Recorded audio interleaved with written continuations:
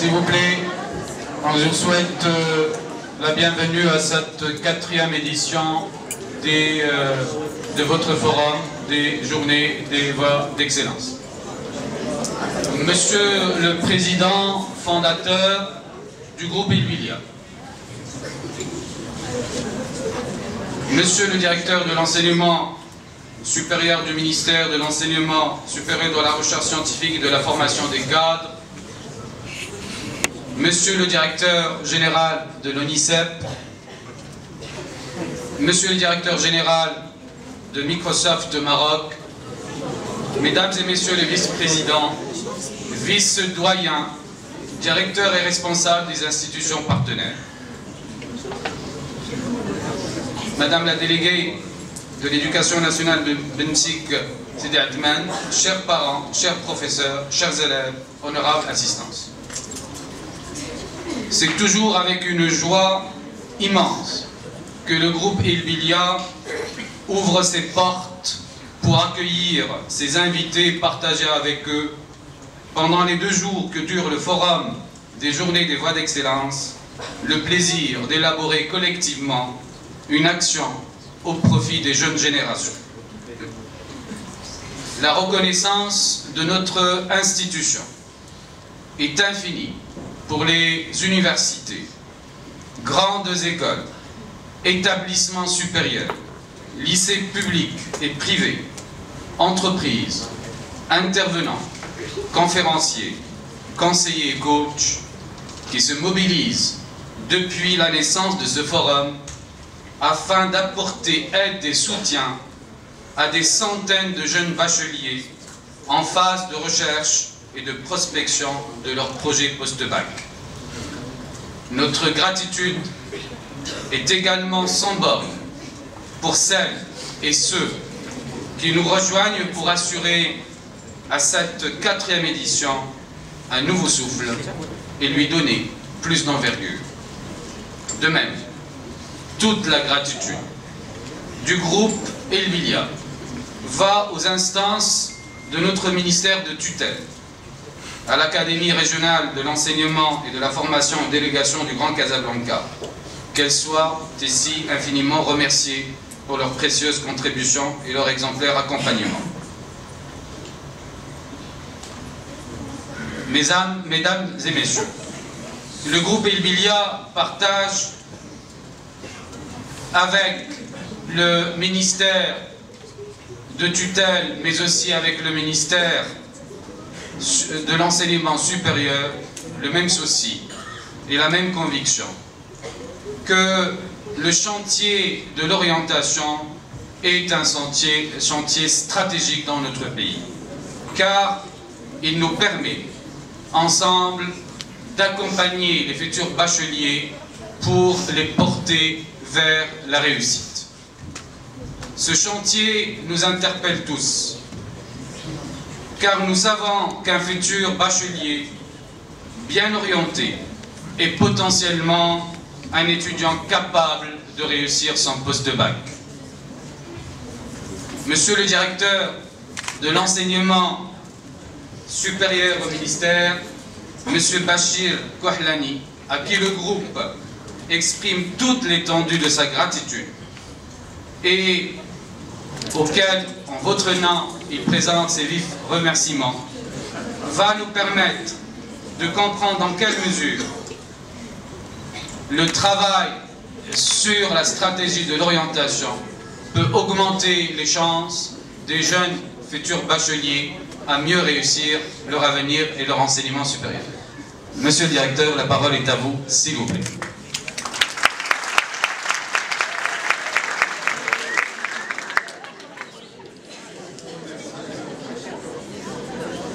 Merci Monsieur le Président groupe Ilbilia, merci aux organisateurs qui ont organisé ce 4e forum qui en principe doit être un lieu d'échange beaucoup plus qu'un lieu de discours sur, si vous voulez, des études après le baccalauréat. Moi je viens ici non pas en mon nom personnel mais en nom de M. le ministre qui m'a demandé de venir participer à ce forum, vu l'importance qu'il donne à cette question de l'orientation. Il allait venir lui-même, mais malheureusement il se trouve actuellement à l'étranger. Et comme vous devez le savoir peut-être, ou du moins vous devez ne pas l'ignorer, le ministère dispose d'une division chargée de l'orientation. Cette division, si vous voulez, a été restructurée dernièrement pour que l'information puisse circuler, si vous voulez, de façon plus fluide à travers l'informatique, en donnant des informations sur le site du ministère. Le ministère dispose d'un site, si vous voulez, donnant des informations sur les différentes disciplines universitaires ou disciplines de l'enseignement supérieur. Alors, comme vous devez le savoir, les études universitaires, si vous voulez, ce sont des études en rupture un peu avec les études du secondaire. Ils se basent, si vous voulez, sur les connaissances, sur le socle de connaissances acquis dans le secondaire, mais la manière dont doivent être entreprises les études dans le supérieur est tout à fait différente. L'étudiant, si vous voulez, est libre d'organiser son temps, d'organiser sa formation, parce qu'on suppose qu'il a déjà acquis une certaine maturité en ayant son baccalauréat pour entreprendre des études universitaires. Le cours, si vous voulez, les cours dans les universités sont essentiellement des cours magistraux, avec parfois des travaux dirigés. Ce qui change, si vous voulez, de l'organisation du secondaire, où ce sont des classes avec un nombre limité, et puis dans les cours, l'enseignant ne, si vous voulez, donne que quelques éléments ou quelques connaissances, si vous voulez, sur sa matière, et le reste doit être fait par l'étudiant qui doit aller à la bibliothèque, il doit faire des recherches pour compléter sa formation. Donc la formation est entre les mains de l'étudiant et non pas comme dans le secondaire où la formation, si vous voulez, il est dispensée dans la classe avec un cahier, je dirais, d'absence et qui note aussi les présences à l'université. Donc vous avez la liberté de venir ou de ne pas venir. Vous avez aussi donc la responsabilité d'organiser vos études. Premier élément. Deuxièmement, les études, si vous voulez, on les choisit normalement en fonction de notre penchant. On veut faire médecine, on veut faire l'ingénierie, mais on doit aussi prendre en considération nos capacités, si vous voulez, et nos compétences qui peuvent, si vous voulez, limiter peut-être, ou du moins nous conduire à nous préparer pour réussir ces études. Je donne un exemple. Si on choisit des études, si vous voulez, ou des spécialités où nous avons besoin de mathématiques, on n'est pas fort en mathématiques, soit on prend du temps pour nous mettre à niveau dans cette matière avant d'entreprendre des études pour pouvoir les réussir. Par conséquent, tout maintenant est entre vos mains. Si vous voulez, vous avez un cadre qui est l'université, mais vous avez aussi la responsabilité de vous prendre en charge. Alors, troisième élément, ce que je voulais peut-être aborder, c'est les études dans l'université marocaine et les études à l'étranger. Alors, dans l'université marocaine, comme vous le savez, il y a le système d'enseignement supérieur comporte trois composantes. Il y a les universités publiques qui, si vous voulez, accueillent à peu près 89% des bacheliers. Il y a si vous voulez, l'enseignement supérieur privé avec ces deux sous-composantes qui sont les écoles et les universités. Et il y a les formations qui relèvent, si vous voulez, d'autres ministères au niveau financement, mais du ministère de l'enseignement supérieur au niveau pédagogique, c'est ce qu'on appelle les écoles de la formation de cadres. Alors, chaque composante a sa procédure d'accès. Alors les universités, il y a deux types si vous voulez, d'établissements universitaires. Il y a des universités à accès libre comme les facultés de droit, les facultés de sciences, les facultés de lettres. Et il y a les écoles et les instituts à accès régulé comme les écoles d'ingénieurs, comme les écoles de commerce et de gestion, et qui, si vous voulez, pour lesquelles l'accès se fait par voie de concours national. Il y a pour la formation de cadre, c'est aussi un concours national qui se fait, et donc ce sont donc les étudiants qui sont bien classés qui sont admis à ces formations. Comme vous le voyez, donc il y a un critère d'excellence, si vous voulez, pour ces formations à accès régulé, et par conséquent, les étudiants doivent mesurer un peu, si vous voulez, leur niveau avant de choisir d'aller vers telle ou telle spécialité. C'est le cas aussi de la médecine, où c'est un concours national qui se fait, et donc on prend en principe, si vous voulez, les plus excellents. Alors pour l'enseignement supérieur privé et les universités, dans ce domaine-là, où il y a aussi des concours, donc c'est l'excellence qui est, si vous voulez, considérée pour le choix des étudiants. Alors ça, c'est en ce qui concerne le Maroc. Pour l'étranger, alors nous avons des accords de coopération, si vous voulez, des places limitées par spécialité. Et ces places-là sont généralement des places avec bourse. Et quand on dit bourse, la bourse, ça va être, si vous voulez, soit une subvention qui est donnée par le pays d'accueil, soit une dérogation par rapport aux frais d'inscription, si vous voulez, qui sont appliqués aux étrangers, comme le cas du Canada, où on peut, si vous voulez, obtenir un dégrèvement pour que les étudiants payent comme les Canadiens, mais pas comme les étrangers. Mais le nombre de ces places est très limité et ça concerne toutes les disciplines. Alors pour ces places, il y a le site du ministère qui met, si vous voulez, qui affiche à la fois les informations sur ces bourses et puis les dates de dépôt de dossier. Et puis il y a une commission qui se réunit au niveau du ministère avec le ministère des Affaires étrangères et les ambassades des pays concernés, et ils procèdent au choix, si vous voulez, de ces candidats. Et le choix se fait toujours selon l'excellence, c'est-à-dire les meilleures notes. On prend les premiers, vu le nombre limité de places. Alors, voilà les trois éléments dont je voulais parler, et je suis à votre disposition pour toute question qui vous passe par la tête, et merci.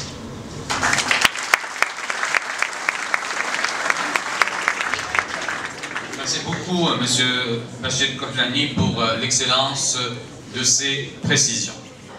Nous venons d'accueillir Monsieur Ben Daoud Marzaqi, auquel je souhaite la bienvenue. Et il est directeur de l'enseignement privé auprès du MEN. Et dans le cadre des stratégies mises en place, il y a la réflexion, bien sûr, sur la structuration méthodique et numérique de l'orientation. Monsieur le directeur, pouvez-vous, s'il vous plaît, nous aider à comprendre comment effectivement le ministère intervient à ce niveau-là? Merci beaucoup, monsieur le directeur. Merci, merci au groupe Bilia de nous avoir offert l'occasion de rencontrer. C'est toujours un plaisir renouvelé de rencontrer les jeunes étudiants et étudiantes qui sont au carrefour de leur cursus scolaire, qui sont en pleine réflexion sur l'avenir et le devenir de leur carrière académique, bien sûr.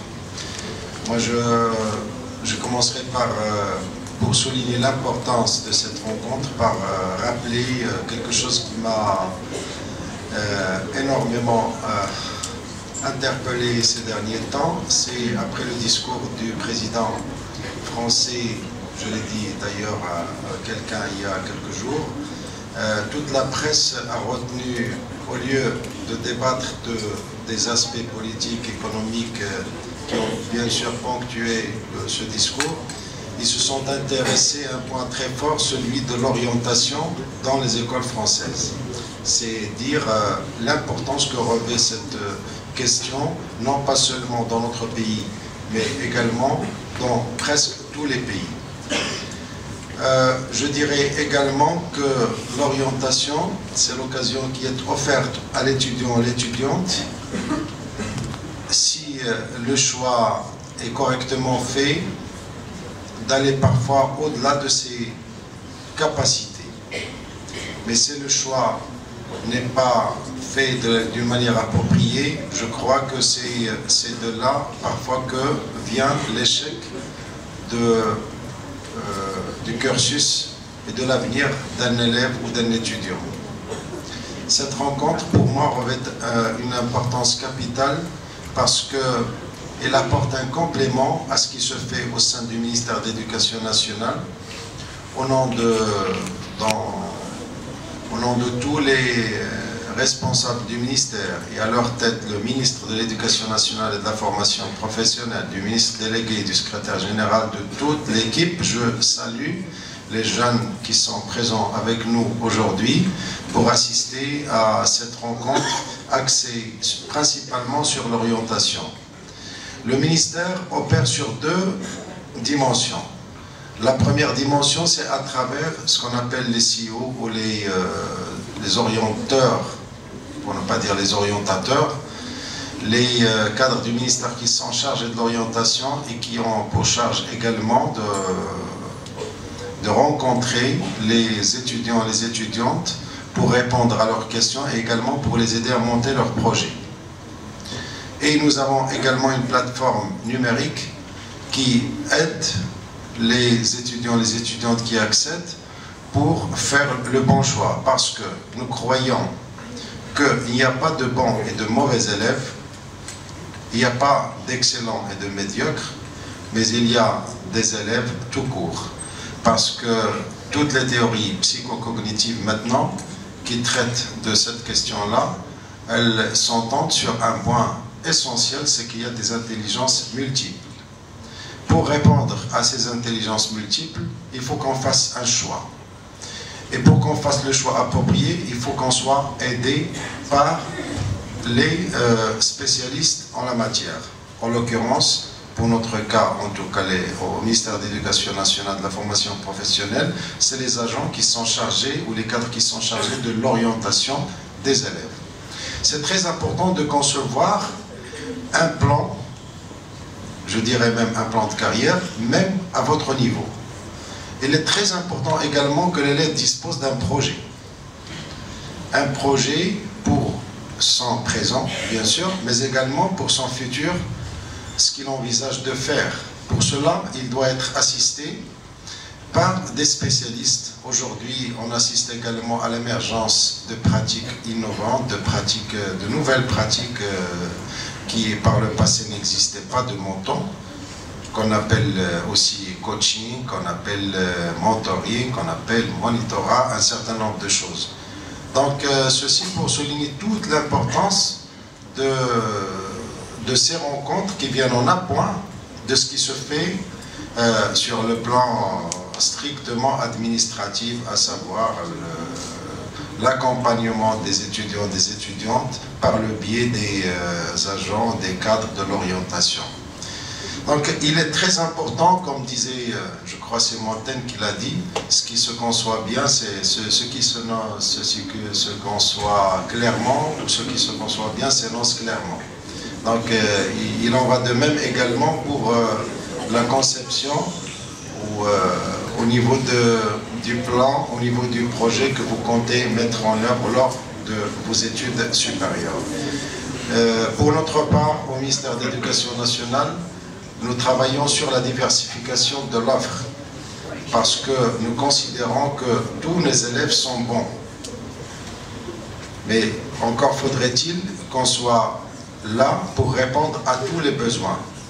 D'où cette année la mise en place d'un bac professionnel, d'une offre également spécifique, à savoir un baccalauréat international option langue française, bientôt un baccalauréat national option langue anglaise et espagnole, qui est déjà en expérimentation dans quelques lycées publics et qui verra le jour également dans des écoles privées à partir de la rentrée scolaire. Un certain nombre de choses. Nous sommes également en réflexion pour la refonte des curricula pour justement répondre à tous les besoins et aux attentes de nos étudiants et de nos étudiantes. Donc, je n'aurai de cesse de dire et de répéter que l'orientation, c'est le point focal sur lequel doivent insister aussi bien les professeurs, les responsables pédagogiques que les cadres strictement dédiés à cette fonction que sont les orienteurs et les inspecteurs en orientation. Cette année, nous avons également conçu quelque chose qui a rapport avec la formation des enseignants pour intégrer la dimension orientation dans la formation des enseignants. Parce que nous considérons quand même que face à une cohorte de 7 millions d'élèves, nous n'avons pas suffisamment de cadres qui pourraient aller faire la proximité auprès de tous ces jeunes étudiants. Et pour répondre, pour pallier à cette insuffisance, nous avons décidé d'intégrer également une composante orientation dans les cursus de formation des professeurs qui pourraient, en plus de leur fonction strictement scolaire, pédagogique dans la classe, également faire office de conseiller auprès de leurs élèves. Donc, je remercie encore une fois El Bilia, je remercie mes collègues ici présents pour éclairer l'assistance et je reste à votre disposition pour tout éclairage éventuellement si vous avez des questions à me poser. Merci à vous et je vous souhaite bon courage et bonne chance à tous et à toutes.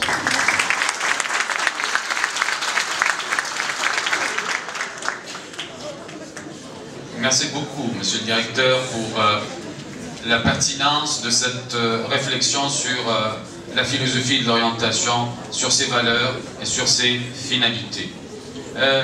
Monsieur le Directeur, effectivement, l'orientation est un champ focal qui unit dans ce projet l'école, le ministère, mais aussi l'entreprise. Nous avons avec nous Monsieur le Directeur Général de Microsoft Maroc, Monsieur Samir Ben Mahlouf. Merci beaucoup d'être là avec nous pour accompagner ces jeunes. Je voudrais vous interpeller quant à l'intervention et aux modalités de l'intervention de Microsoft dans le travail sur le potentiel de la jeunesse marocaine à travers l'accompagnement dans l'orientation mais aussi dans le montage des projets d'avenir. Merci beaucoup, Monsieur le Directeur, de prendre la parole.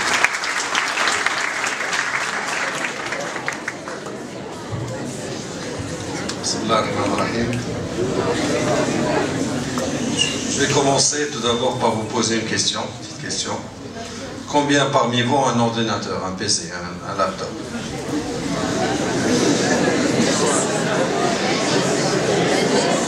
Je vais vous donner quelques statistiques.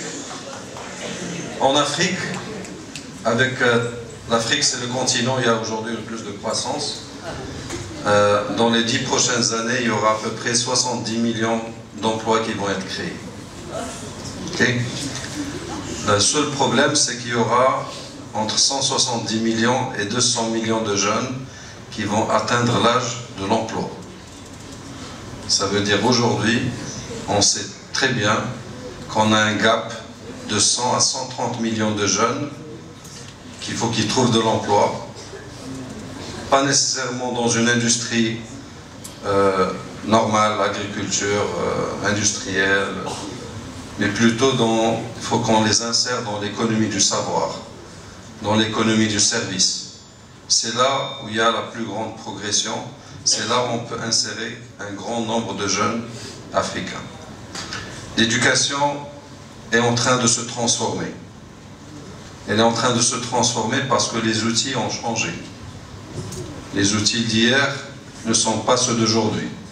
Ça me fait plaisir, M. Andalussi, de voir ce stylo qui représente ce changement. C'est un stylo normal, mais qui sert à deux choses. Une pour écrire de la manière des années 70 et une pour écrire au XXIe siècle. Ça sert pour les tablettes. Donc là, je vois déjà dans cette école, vous avez déjà, dans tout ce que vous faites, vous avez absorbé ce changement. Ce changement est nécessaire parce que les statistiques aujourd'hui ne sont pas encourageantes. Sur 100 enfants qui commencent l'école au primaire, au Maroc, il y en a 18 qui passent le bac. Sur les 18 qui passent le bac, il y en a 6 qui vont avoir un diplôme universitaire. Et sur les 6 qui vont avoir un diplôme universitaire, il y en a 4 qui vont trouver du travail. Donc préparez-vous à ce qu'il y ait une concurrence très très rude, très acharnée. Ayez votre projet, comme a dit M. Marzaqi, maintenant commencez à réfléchir. Qu'est-ce que je veux faire? Qu'est-ce que je vais pouvoir contribuer à cette société? Je reviens au côté technologique. 50% des métiers d'aujourd'hui nécessitent des connaissances approfondies en nouvelles technologies, dans le numérique. Approfondies, je ne dis pas je vais sur Explorer, sur YouTube, ça ne sert à rien. Approfondi, ça veut dire que chacun de vous pourra apprendre à programmer. Chacun de vous pourra apprendre à faire des analyses très approfondies en business intelligence sur l'ordinateur. Chacun de vous pourra mettre en place une petite campagne de e-marketing. Ça, c'est des connaissances qu'on peut vous apprendre même au niveau lycée. Dans 10 ans, c'est 80% des métiers nécessitent des connaissances, tous métiers confondus, nécessitent des connaissances approfondies en nouvelles technologies. Et dans 10 ans, on ne sait pas aujourd'hui, on ne connaît pas aujourd'hui comment on va faire 60% des métiers dans 10 ans. C'est-à-dire qu'il y a un changement continu. Donc est-ce que vous allez être préparé pour le futur ou là vous allez être préparé dans le passé? Donc dans tout ce que vous faites, il faut que la technologie, peu importe l'orientation de ce que vous voulez faire, que ce soit droit, médecine, architecture, ingénierie, business, management, marketing, commercial, les nouvelles technologies, c'est un outil de travail de chaque jour. Quelqu'un est en train de m'appeler, excusez-moi. Je suis en train de vous présenter, quelqu'un m'appelle, je lui dis, je suis en réunion en 2 clics. Donc ça fait partie de ce que vous faites chaque jour. J'ai visité dernièrement une école aux États-Unis et je veux vous parler un petit peu de cette petite expérience parce que c'est une école où il y a pratiquement du zéro papier. Pratiquement. Parce que toute l'interaction et Ilbilia, vous êtes leader dans vraiment l'absorption du numérique. Que ce soit dans la relation avec les enfants, avec les parents ou le management de cette école. Donc j'ai visité cette école et j'ai vu des enfants travailler en collaborant parce que la collaboration est très importante. Et j'ai demandé à un enfant de m'expliquer, un élève de m'expliquer, il avait 12 ans. Il m'a expliqué ce qu'il faisait. Et à la fin de son explication, j'ai demandé à la dame, est-ce que je peux recruter ce jeune? Il est tellement avancé en termes de nouvelles technologies qu'il dépasse beaucoup de personnes qui ont peut-être un diplôme informatique d'université dans notre pays. Donc c'est un petit peu cette préparation qu'il faut faire. J'ai juste 3 conseils à vous donner, vous pouvez appeler ça orientation. Il faut absolument être très très bon dans ce qu'on appelle les STEM, Science, Technology, Engineering, Math. Ça sert à tout. Dans le management, ça sert dans le commercial, ça sert à tout ce que vous faites dans la vie. Il faut absolument être très bon dans les langues, la langue française, la langue arabe, la langue anglaise. Ces 3 langues sont très importantes pour chacun de vous, pour être inscrit dans l'employabilité et dans l'économie du savoir du 21e siècle. Et 3e chose, les nouvelles technologies. Il faut absolument être fort, être curieux. Il y a beaucoup de cours en ligne que vous pouvez apprendre sans même qu'on vous apprend ici à l'école. Et merci.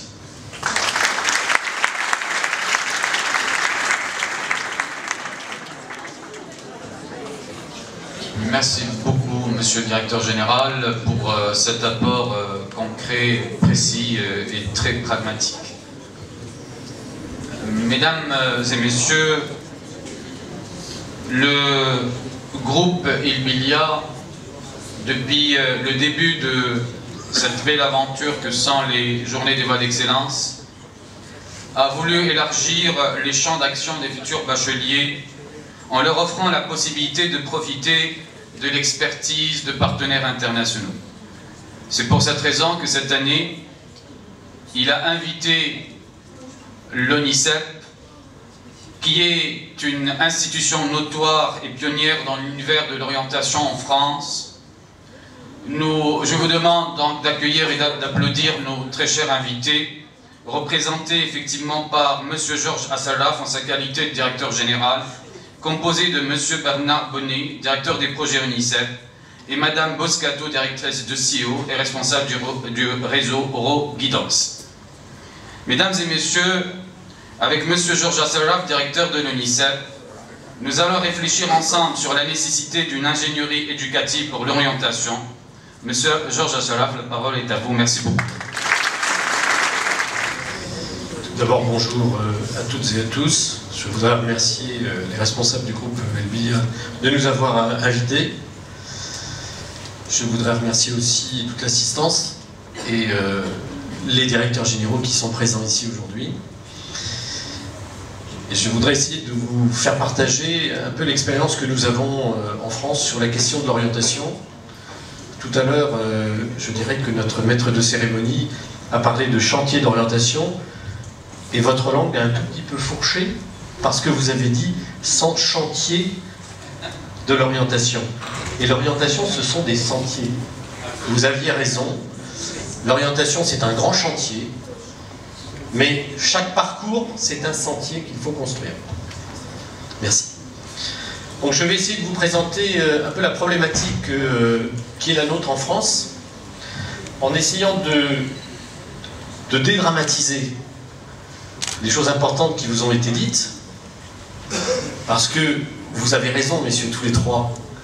Mais en même temps, si nous avions à découvrir, aux uns et aux autres, notre parcours personnel, on verrait qu'il y a une chose qui est très importante derrière les choix que l'on fait, c'est qu'il faut porter en soi toujours la capacité à s'adapter. En France, il y a un grand moment qui est un grand moment de tension, qui s'appelle l'inscription post-bac, admission post-bac. C'est un moment d'angoisse nationale. Angoisse pour les élèves et angoisse multipliée par 2 pour les parents. C'est médiatisé, dramatisé, et donc on a le sentiment que si on appuie sur le bon clic pour s'inscrire, il en va de sa vie. Et que derrière, rien ne pourra changer.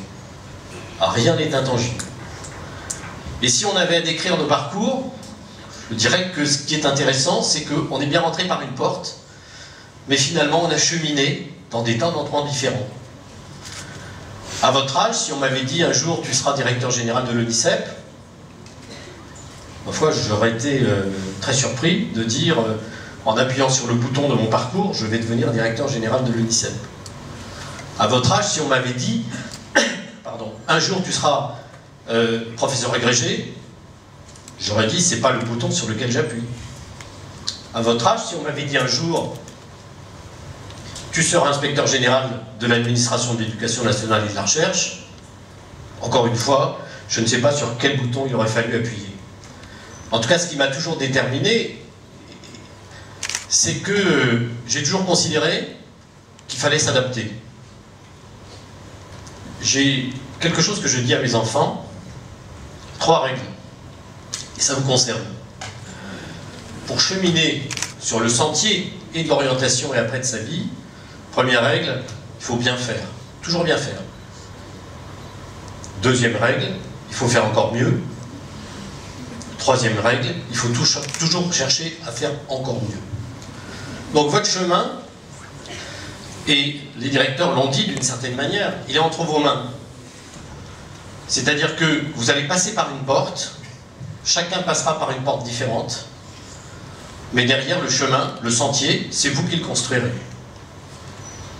Avec l'idée que c'est parce que vous y serez engagé, parce que vous y serez motivé, que vous construirez progressivement, plus ou moins vite, selon certains, selon les cas, mais vous construirez le chemin de votre vie professionnelle, tout au long de la vie. Et pas seulement l'orientation à la fin du premier cycle scolaire.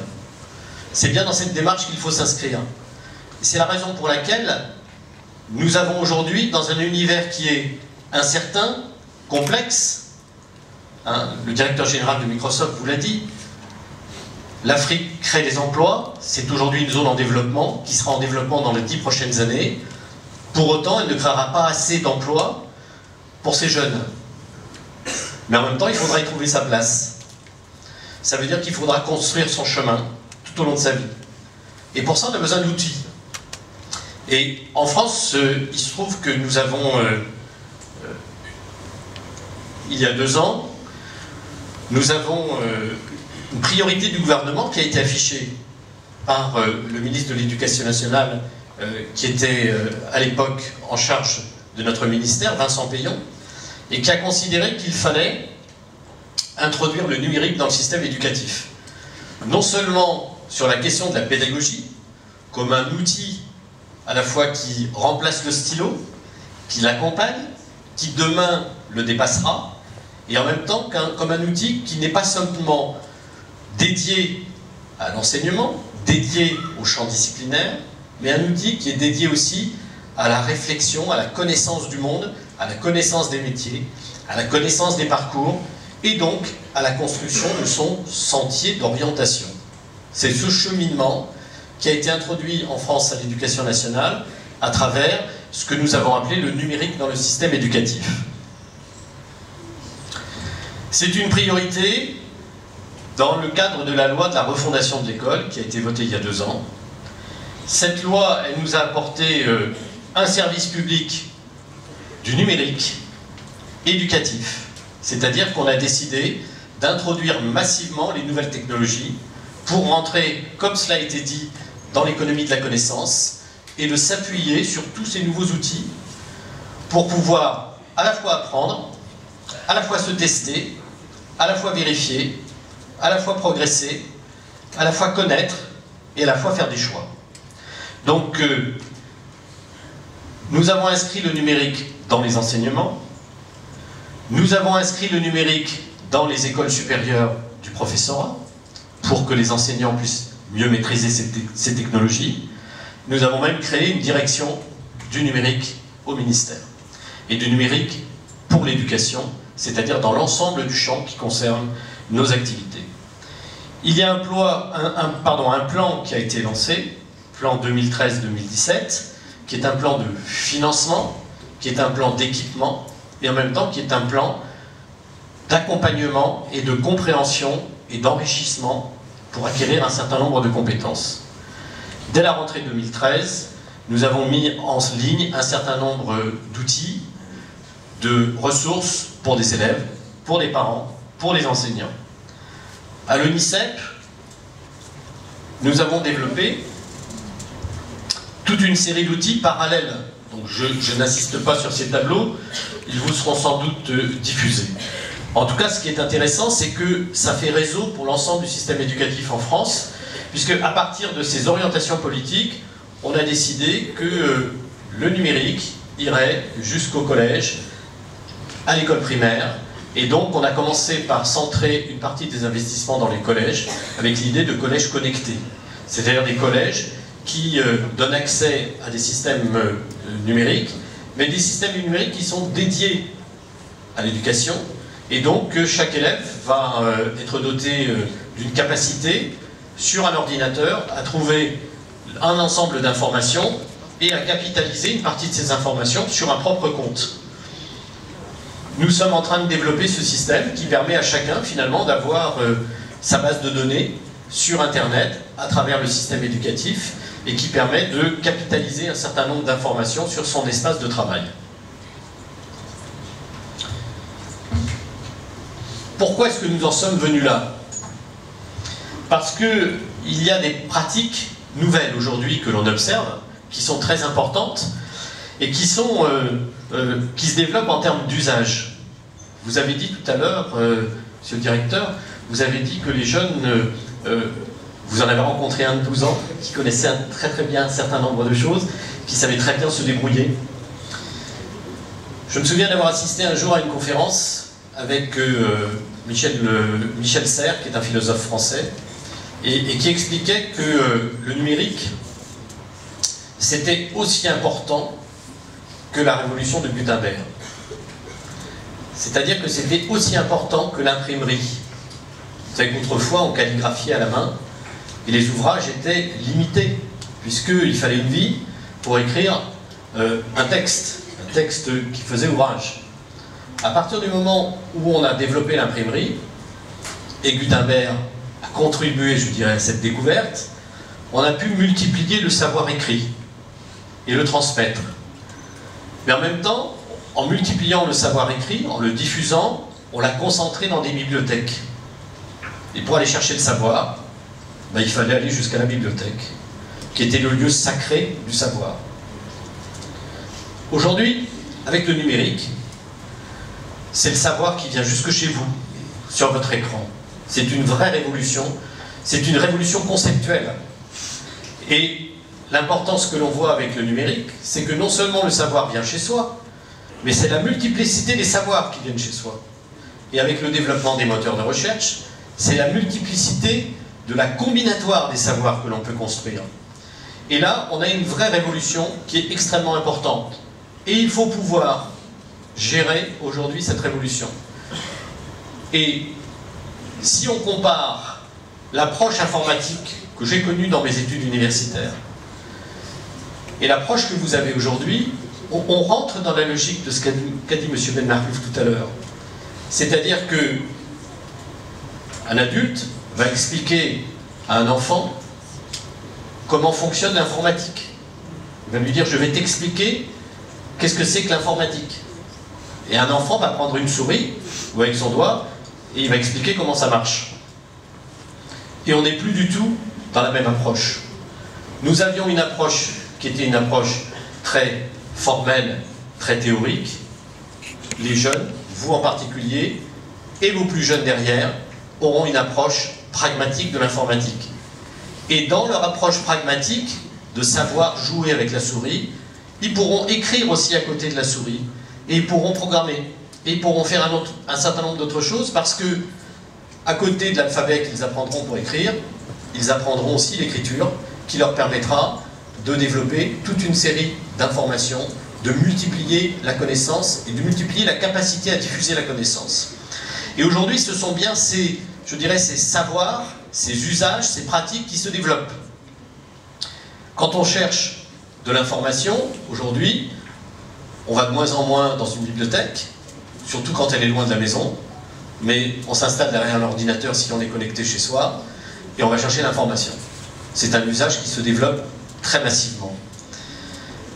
On a des outils qui passent par des filtres privilégiés, mais en même temps qui sont des moteurs de recherche hyper puissants, comme Google. On a des outils comme Wikipédia, qui concentrent le savoir sur des thèmes. Autrefois, vous vouliez faire un exposé, il fallait aller chercher dans 25 bouquins différents, à des endroits différents. Aujourd'hui, vous cliquez sur Wikipédia, et vous avez un condensé d'informations qui vous arrive. Ça ne veut pas dire qu'il faut être fainéant derrière et recopier. Mais ça veut dire qu'il faut comprendre que le savoir s'est additionné pour vous amener à une connaissance plus précise d'un certain nombre d'informations qui vont vous conduire à la compréhension, qui vont vous conduire à des choix, ou qui vont vous permettre de vous accompagner dans ces choix. Aujourd'hui donc, avec un ou deux clics, très vite, on va chercher des hyperliens, on va chercher des données partout. Et puis bien sûr, on est dans des langages qui passent par des langages naturels, ce qui permet aujourd'hui de développer très massivement ce type d'information. Ces nouvelles pratiques, évidemment, elles entraînent ou elles engendrent des comportements différents. En l'occurrence, on est beaucoup plus nomade qu'autrefois. On passe d'un système à un autre, on passe d'une base de données à une autre, on circule sans arrêt. Certains disent on surfe quand ça va trop vite, mais en tout cas, on est vraiment nomade. On ne reste pas sur un ou deux socles de connaissances. On a un besoin d'instantanéité, on s'agace si ça rame, si ça n'arrive pas tout de suite, hein, et on a besoin d'avoir l'information et le produit de sa recherche dans l'instant. Et ce qui est très intéressant, c'est qu'en même temps qu'on utilise l'outil, on apprend, on auto-apprend, et on développe ses compétences. Et derrière, on a plus de facilité pour aller chercher l'information là où elle est et trouver la bonne information. Et puis évidemment, on a bien sûr la logique des réseaux sociaux qui se développent, c'est-à-dire que quand on s'intéresse à quelque chose, eh bien on a le sentiment qu'on n'est pas tout seul à s'intéresser à la même chose, et le réseau social permet de le vérifier et permet de mettre en relation des centres d'intérêt qui sont partagés. Ça, c'est, je dirais, c'est le contexte, c'est l'évolution dans laquelle vous vivez. Les choses se transforment, les outils arrivent, la révolution numérique est en marche, et en même temps, les usages, vos façons d'aborder les problèmes, vos façons de comprendre les problèmes, sont en train, elles aussi, d'évoluer. Alors, le LICEP a pris conscience de cela. Le LICEP est un opérateur de l'État, c'est-à-dire que nous sommes un des organismes au sein du ministère de l'Éducation nationale et de l'enseignement supérieur. Et cet organisme, il a une mission particulière, c'est l'information sur les enseignements et les professions.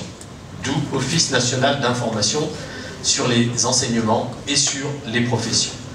Donc, notre métier, c'est nos missions en tant qu'opérateur du ministère de l'Éducation nationale, nous sommes un établissement public, et donc nous avons vocation à apporter de l'information aux jeunes, qu'ils soient au lycée, au collège ou à l'université, pour les aider, les accompagner dans la construction de ce sentier de l'orientation, avec l'idée aujourd'hui que ces outils nous permettent aussi de développer une compétence à s'orienter toute la vie. Donc, nous sommes au départ un éditeur public, c'est-à-dire que nous nous apportons des informations, nous les éditons, nous avons des publications, et aujourd'hui nous développons toute une série d'informations sur les formations, sur les métiers, sur les professions qui sont les outils du numérique.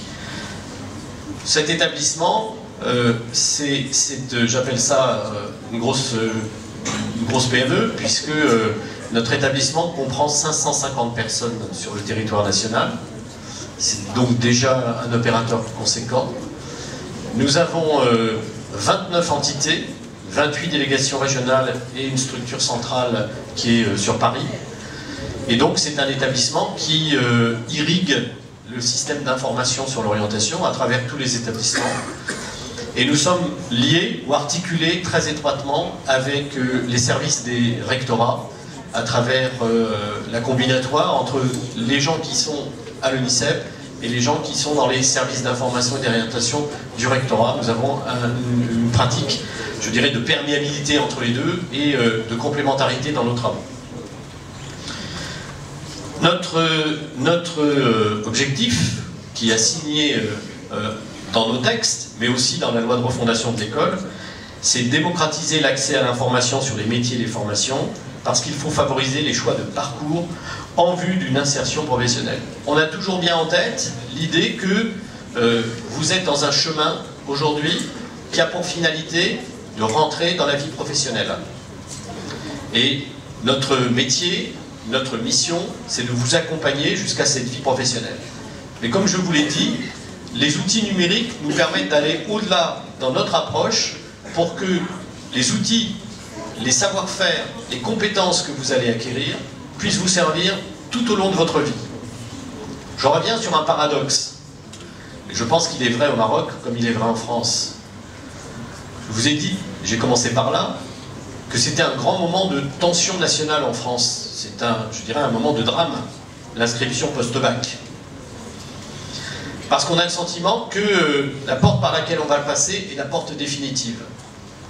En même temps, qu'est-ce que l'on entend de la part des experts?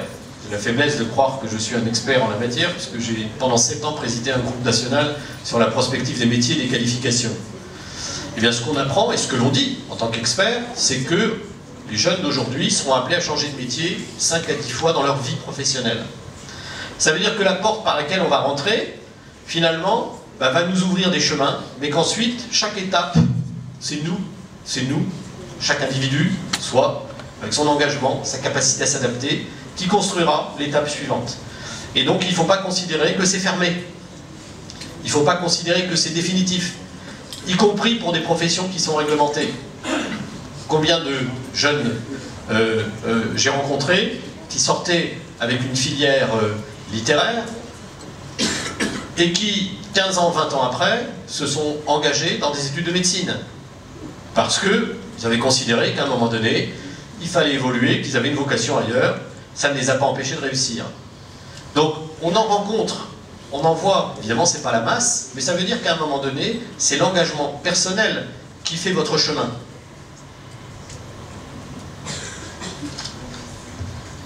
Nos axes de travail, c'est essentiellement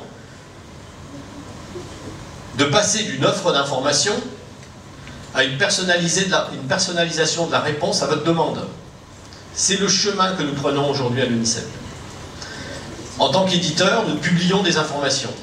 Et chaque fois qu'on publie des informations, c'est pour tout le monde. Mais aujourd'hui, on est en train, je dirais, de développer des services à côté des publications qui permettent d'individualiser les éléments d'information dont chacun peut avoir besoin, qui permet de les assembler à travers un certain nombre d'outils, à travers un certain nombre de services que l'on peut solliciter. Et c'est ce que je souhaite à un moment donné, c'est que dans un certain nombre de pays, puisse se développer aussi ce type d'approche, où non seulement vous pouvez avoir accès à des conseillers, des experts qui vont vous renseigner, mais qu'en même temps, il y ait des systèmes d'information qui vous permettent déjà d'affiner un certain nombre de choix. Faire un choix, c'est abandonner des choses. Mais c'est bien de les abandonner quand c'est en connaissance de cause. Avancer dans la vie, c'est produire ses choix. C'est recentrer à chaque fois le chemin possible, mais considérer que c'est une étape, et que derrière, il y aura peut-être une étape supplémentaire. Les outils du numérique nous permettent d'avancer plus facilement dans cette démarche, parce qu'ils nous permettent de capitaliser un certain nombre de choses. Je disais récemment, dans les échanges que je peux avoir, c'est qu'on rencontre en général 2 catégories d'élèves. Une catégorie, c'est la catégorie à vocation. Elle a une vocation. L'élève a une vocation. Il veut s'engager dans cette vocation. Ce qu'on va lui expliquer, c'est comment il peut réaliser cette vocation, quels sont les éléments, vous l'avez dit monsieur le directeur général, quels sont les éléments qu'il faut mettre en adéquation avec cette vocation, c'est-à-dire on veut aller vers une carrière d'ingénieur mais on a quelques faiblesses en mathématiques ou en physique, alors c'est là qu'il faut faire l'effort, c'est là qu'il faut s'engager pour pouvoir réaliser sa vocation. Et nous, on est en capacité, avec nos outils, de baliser le terrain en disant c'est par là qu'il faut passer. Voilà les conditions, voilà les contraintes, et voilà quel est le métier. Mais a priori le métier, si vous avez une vocation, c'est que vous en avez une certaine intuition. Et puis il y a la plus grande masse d'élèves qui est celle qui n'a pas de vocation. Elle ne sait pas encore où elle veut aller. Elle ne sait pas quel chemin construire. Elle ne sait pas vers quel type de métier. Là, notre travail est encore plus important. Parce qu'il faut faire 2 choses. Il faut à la fois baliser le chemin, lui donner un certain nombre de repères, l'aider à prendre confiance, c'est un des moteurs principaux de la réussite, avoir confiance en soi. Et puis, c'est lui dire, les choix sont très ouverts, mais voilà ce qu'ils peuvent représenter au bout du chemin. Voilà quels sont les métiers. Voilà comment on les exerce. Voilà ce qu'on y trouve. Voilà ce qu'on y fait. Voilà quels sont les chemins pour y arriver. Et donc notre responsabilité, c'est bien d'éclairer le champ des possibles. Et c'est quelque part de susciter des vocations à travers les informations que l'on peut vous apporter. À travers la connaissance des métiers, des champs d'activité, des secteurs, sachant qu'il y a une multiplicité d'activités derrière, et que quand bien même on fait un métier, à un moment donné, l'emploi dans lequel on est nous permet d'exercer une partie de ce métier, parfois des morceaux de métier.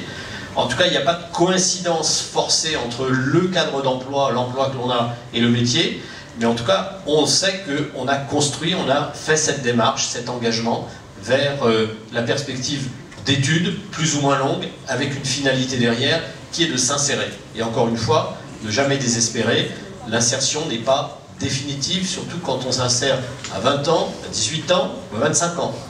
Elle n'est pas définitive, il vous reste encore 40 à 45 ans pour cheminer, pour faire votre chemin. Il y a un très joli proverbe turc qui dit que le chemin le plus court entre deux points n'est pas forcément la ligne droite. Il faut le méditer, et vous verrez qu'il ressemble souvent au parcours que nous avons les uns et les autres au bout d'un certain nombre d'années de travail. Donc pour cela, nous avons développé des outils qui sont mis à milliers d'informations qui sont accessibles par un moteur de recherche. C'est une base de données avec un moteur sémantique, c'est-à-dire qu'on va, à partir d'un langage simple et que l'on maîtrise, trouver l'information que l'on recherche. Et puis, ce site permet aussi de géolocaliser un certain nombre de réponses qui sont importantes parce que on peut, dans le choix que l'on peut faire, aussi identifier quelle est l'offre qui existe autour de soi dans sa position géographique. Nous avons aussi développé sur cette base des outils qui sont à destination des professionnels, que sont les enseignants, mais aussi des professionnels de l'orientation. Nous développons des sites sur des thématiques, comme par exemple ma voie littéraire, ma voie scientifique, ma voie professionnelle. Nous développons des thématiques pour affiner déjà les perspectives de prise en compte et meilleure connaissance de ce que peuvent être à la fois des chemins de formation et à la fois des métiers qu'il peut y avoir derrière. Et donc ce site est un site important puisque l'année dernière nous avons fait plus de 50 millions de visites, enfin il y a eu plus de 50 millions de visites sur ce site. Donc vous voyez, ça commence déjà à être un outil extrêmement puissant qui est évidemment accessible à tout le monde. Et c'est en France un des plus gros sites qui existent pour l'ensemble des bases de données publiques.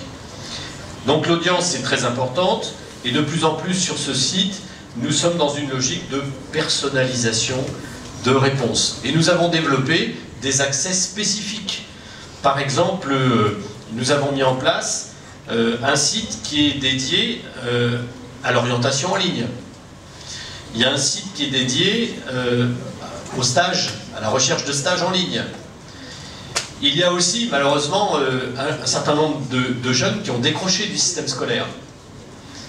Et donc, nous leur proposons un certain nombre de services pour mieux identifier quels sont les apports, les aides qu'ils peuvent obtenir dans leur environnement, avec des systèmes de géolocalisation. Nous avons aussi personnalisé des outils qui sont des outils mobilisés au sein de la classe. Dans le cadre de la réflexion à partir de la classe de 6e, au collège, jusqu'à la fin du lycée, chaque élève peut constituer dans un espace, finalement, une base de données personnelles en allant chercher des informations, en les capitalisant sur cette base et en pouvant les utiliser dans un cadre qui est un cadre où le temps scolaire à un moment donné est mobilisé, avec un accompagnement de l'enseignant et avec une visibilité pour les parents.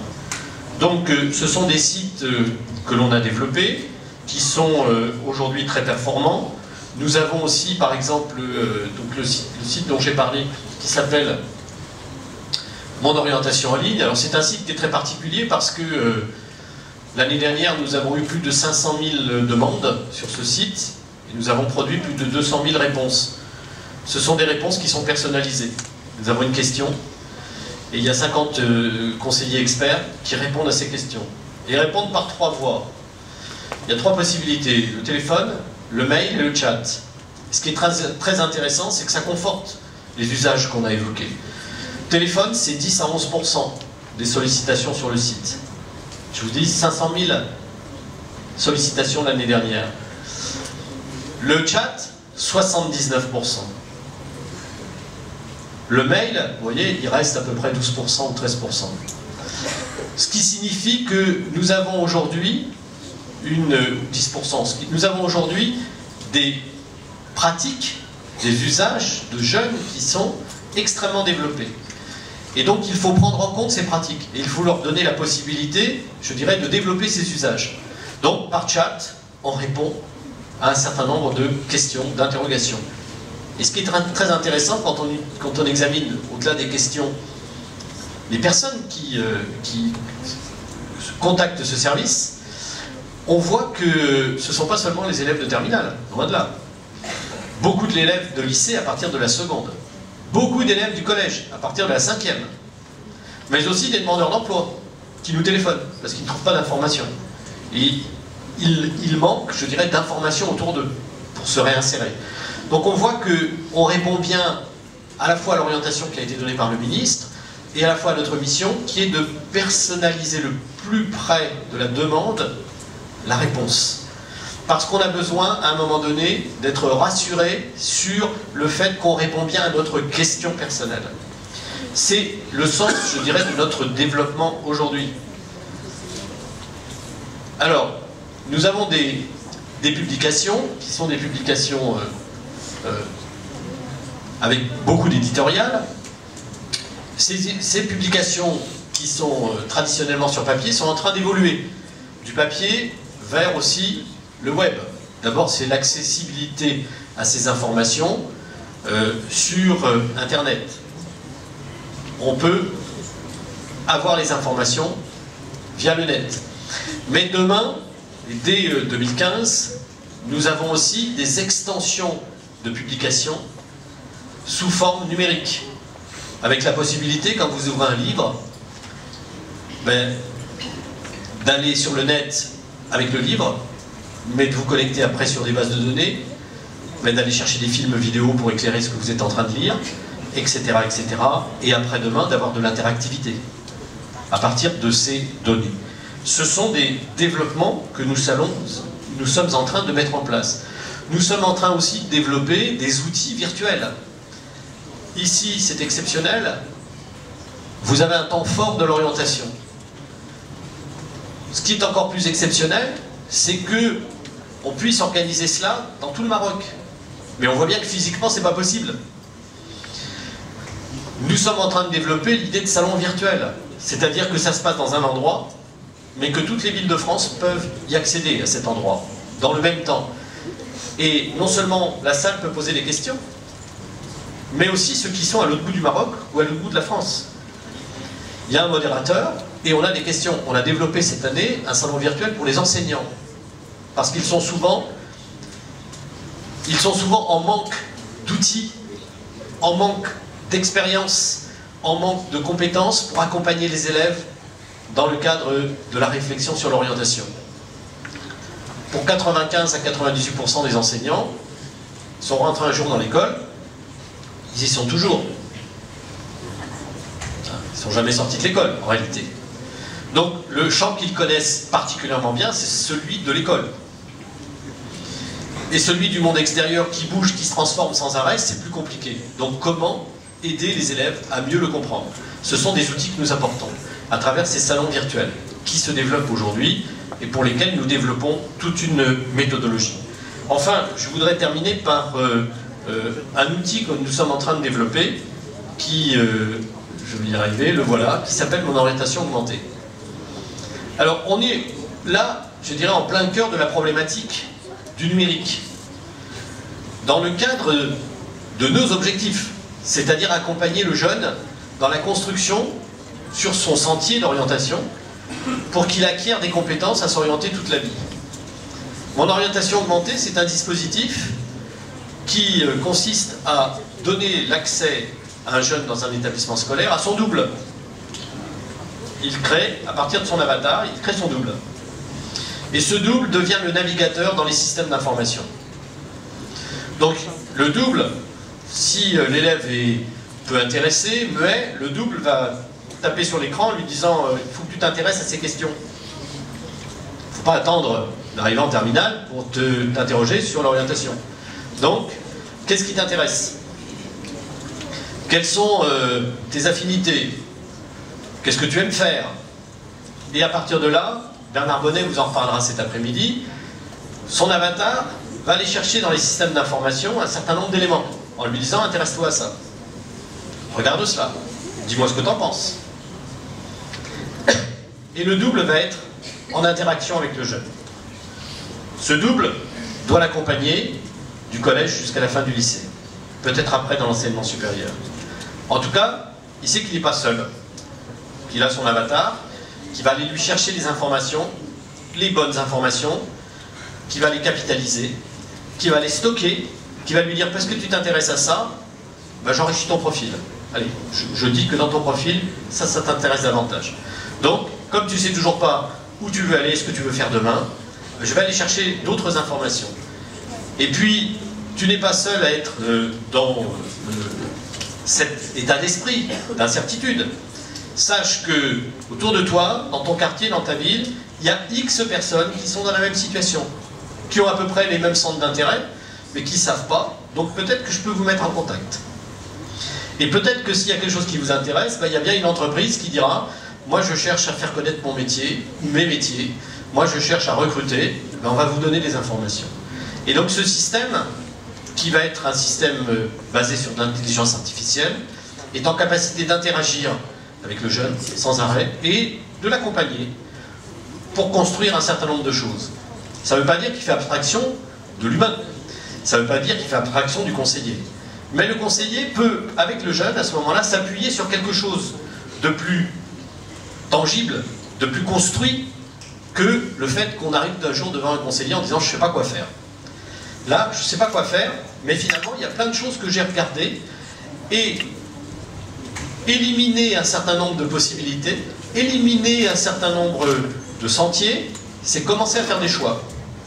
C'est commencer à construire son orientation. Son orientation, c'est pas seulement dire je veux aller là, c'est dire aussi où je ne veux pas aller. Et ça participe déjà de cette compétence. Donc, ce que vous devez garder en tête, tout le temps, et pas seulement maintenant, c'est que vous aurez à faire des choix. Et que si vous faites des choix, ça veut dire que vous avez dans votre état d'esprit, en permanence, l'idée qu'il faut vous adapter. Et si vous avez à vous adapter, le dernier conseil que je vous donnerai, n'ayez pas peur de vous mettre en danger, professionnellement parlant. N'ayez pas peur d'aller vers quelque chose dont vous dites, c'est peut-être quelque chose qui est trop difficile pour moi, ou trop compliqué. N'ayez jamais peur de cela. Faites-vous confiance. Et vous verrez que, en marchant, en vous faisant confiance, vous construirez ce sentier qui sera celui de votre orientation tout au long de la vie. Et vous verrez que quand vous regarderez en arrière, vous direz finalement, c'était peut-être pas si mal. Et le plus court chemin entre deux points, c'était pas forcément la ligne droite. Voilà, je vous remercie de votre attention. Monsieur Assara, pour l'excellence de votre exposé et de vos conseils. Maintenant, la parole est à vous. Nos invités, les vôtres, sont là pour répondre à vos questions, à vos demandes de clarification. Allez-y, s'il vous plaît, nous vous écoutons.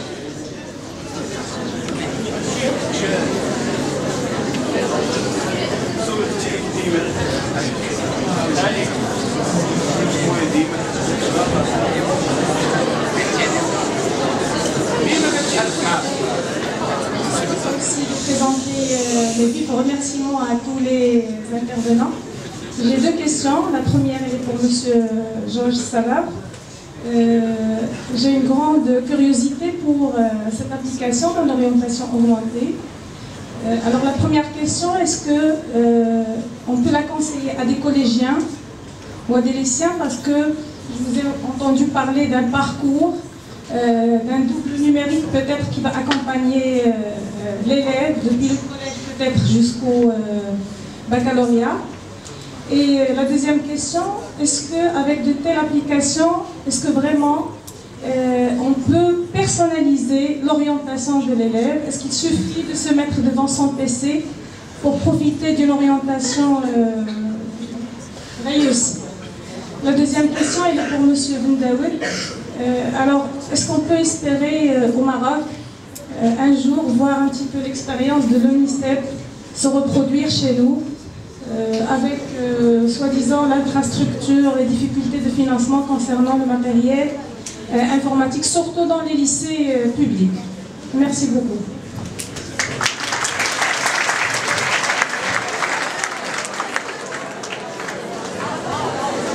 Je vais répondre à votre deuxième question et pas la première. La première, Bernard Badet, il répondra cet après-midi plus longtemps. En tout cas, à votre seconde question, oui, je pense que les outils aujourd'hui nous permettent d'affiner considérablement les choix possibles et donc d'être au plus près de l'individu et du questionnement qu'il peut avoir.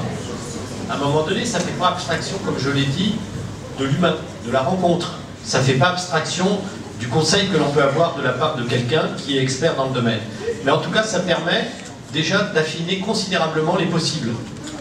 L'intérêt du numérique, c'est qu'il est instantané, il multiplie la focalisation de l'information, il multiplie la recherche et il nous permet déjà d'écarter toute une série de choses qui ne nous intéressent pas, mais qui pouvaient rester, je dirais, dans l'ordre de l'interrogation plutôt.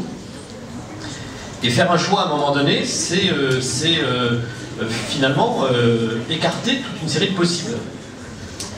Le numérique nous permet de le faire aujourd'hui, et il permet de le faire à grande échelle, au même moment pour tout le monde.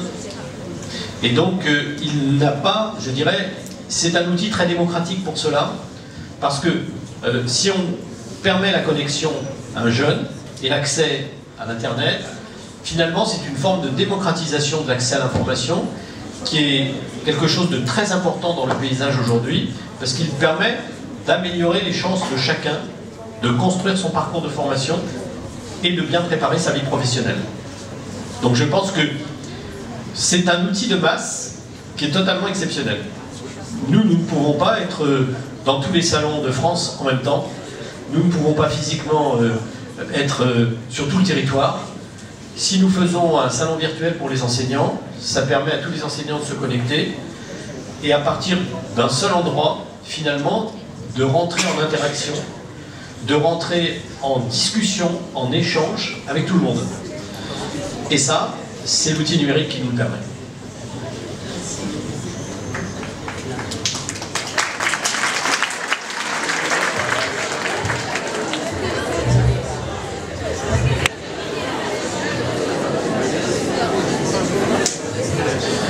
Merci Madame pour cette question fort bien intéressante, aussi bien pour les jeunes que pour les enseignants, que pour nous aussi. Sachez tout de même que presque tous les ingrédients de l'ONICEP sont là. C'est le format qui fait défaut et vous n'avez qu'à faire quelques centaines de mètres pour aller sur le boulevard Andy pour voir de vos propres yeux un centre d'information d'orientation, l'un des plus beaux que j'ai visité, que plein de vous peut-être ont eu la chance de voir. J'ai été même dans la ville d'Arla, j'ai été étonné par la beauté d'un lieu, etc. Seulement, je dirais encore une fois que ces lieux ne sont pas suffisamment fréquentés. C'est pour cette raison que, également sur le modèle qui vous a été présenté, le ministère a également intégré les composantes virtuelles, une plateforme d'orientation. Bien sûr, nous sommes également présents aussi bien dans les universités que dans les lycées et collèges. Le format, c'est d'où l'importance de votre question. Elle est maintenant en chantier, une réflexion en chantier pour voir un petit peu quel format sérieuse, aussi bien en Afrique qu'ailleurs, que dans le monde arabe. Reste ce format, je ne dirais pas que c'est l'ONICEP.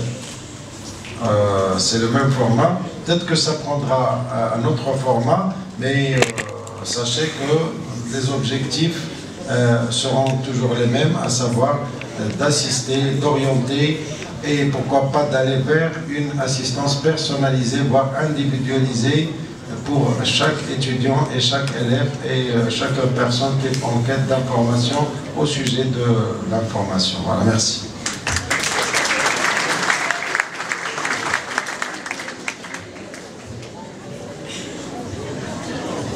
Allez-y, futur bachelier, le forum et les interventions de ce matin, vos cibles, et c'est l'occasion pour vous de tirer au clair un ensemble d'éléments, d'exposer vos préoccupations en fonction de votre projet.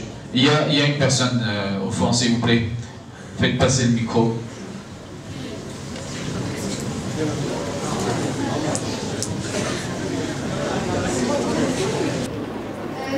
Si vous me permettez, j'ai deux interventions. La première pour monsieur le directeur de l'UNICEF. Vous nous avez parlé du plan de financement et de la loi de réformation de l'école. Quand est-ce que pourra-t-on voir le résultat de ces plans sur le plan réel?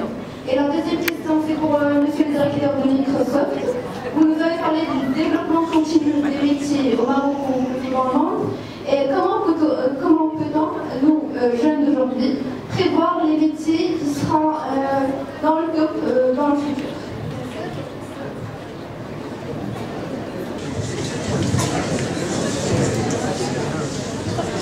Aujourd'hui, ce que nous observons, c'est que le plan d'équipement des établissements scolaires se développe très fortement. Nous avons de plus en plus de collèges connectés.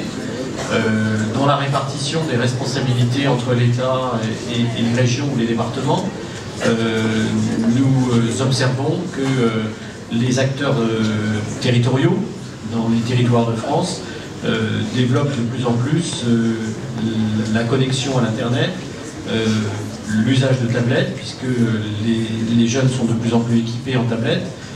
Et donc, on a une montée progressive des investissements qui sont dédiés à l'équipement. Et on a par exemple, je dirais, la Banque de l'État, qu'on appelle la Caisse des dépôts et consignations, qui est un très gros établissement qui draine les finances des collectivités territoriales, qui leur permet de financer. La Caisse des dépôts s'est elle aussi engagée avec l'État pour un grand plan de financement à haut débit, pour le haut débit, développement du haut débit. Donc aujourd'hui, on est dans une phase de mise en œuvre qui fait que les équipements, à la fois en termes de haut débit et les équipements en termes de tablettes ou d'ordinateurs, se développent très largement. On pourra faire un point dans 2 ans, dans 3 ans, pour voir si la totalité des établissements est connectée ou pas, et voir comment l'accès au débit s'est fait dans toutes les régions de France. Nous avons en France 60 000 établissements primaires, nous avons entre 7 et 8 000 collèges et à peu près autant de lycées. Donc nous avons, si on rajoute un certain nombre d'établissements privés, on doit être à 75 000 ou 80 000 à peu près établissements. Donc tout le monde est en train de s'équiper et l'important c'est de permettre l'accès à la fois aux tuyaux hein, et de développer les tuyaux, et en même temps nous développons ce qui va passer dans les tuyaux, c'est les contenus. Voilà, donc on est, je dirais, dans un travail d'engagement, d'investissement très important, y compris sur le plan pédagogique, puisque on est en train de développer des ressources pour les enseignants, on est en train de développer des ressources pour les enseignants pour qu'ils soient de meilleurs enseignants, mais aussi des ressources pour les enseignants à destination des élèves. Et nous, je dirais, nous contribuons pour notre part à la ressource des enseignants dans le champ de l'orientation. Donc on est bien dans une phase de montée en puissance extrêmement importante.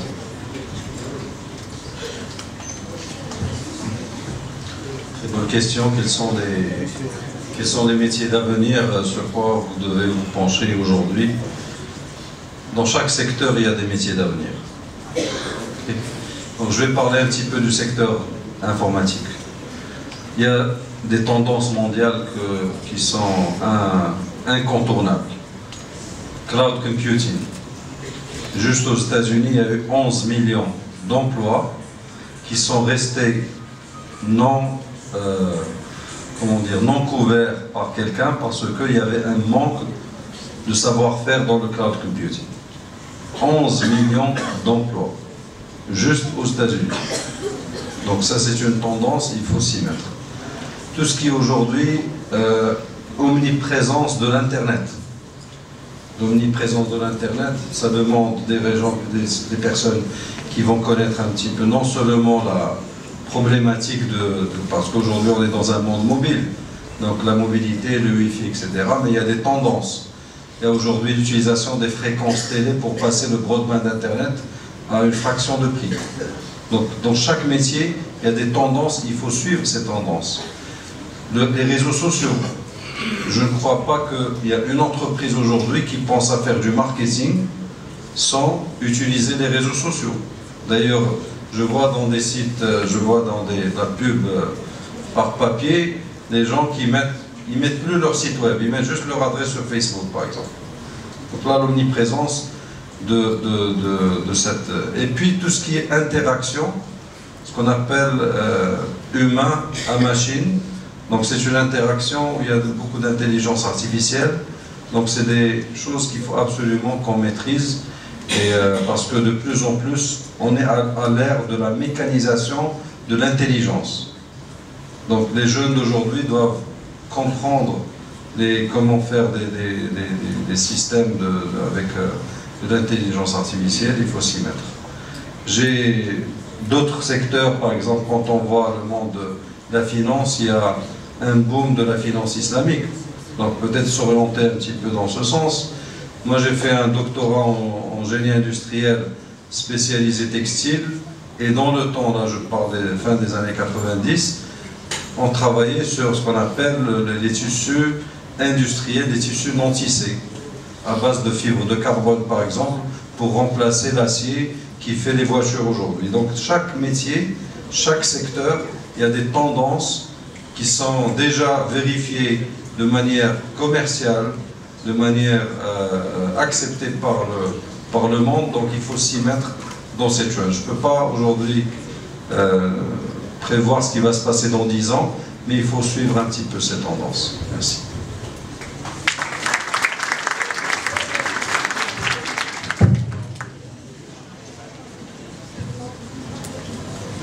Allez-y, il y a une personne au fond. Oui, bonjour. Déjà, on vous remercie d'être présent. Donc, nous avons consacré plus d'une demi-heure à l'éducation et à l'engagement du gouvernement pour développer ce secteur. Notamment par le biais de la technologie. Mais avant cela, messieurs, ne faut-il pas travailler à inculquer le concept de la citoyenneté, soit d'appartenance à ton propre pays, à un âge précoce. Si le Maroc est classé parmi les 21 derniers pays quant à l'éducation, ne serait-ce pas parce qu'à l'âge où il devrait apprendre à servir sa société, tout ce qui importe c'est de réussir. Einstein avait dit le jour où la technologie dépassera l'homme, l'humanité sera perdue. Donc, est-ce qu'il ne faut pas penser à développer, avant la technologie, le sentiment d'appartenance au pays et pour le développer? Merci.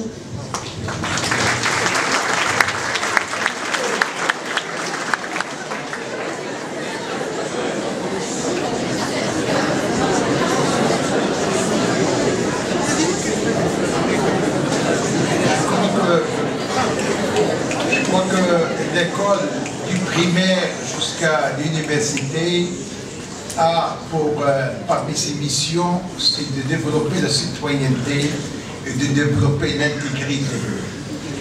Donc, vos enseignants, ils vous montrent l'exemple. D'abord au niveau du lycée, de lycée, mais par la suite au niveau, si vous voulez, au niveau de l'université, parce que ces comportements, donc, si vous voulez, de citoyens et d'appartenir à son pays, ils sont véhiculés dans les cours, ils sont véhiculés par des comportements, et donc c'est quelque chose, si vous voulez, qui est spécifique à l'enseignement. Je voulais insister sur ça.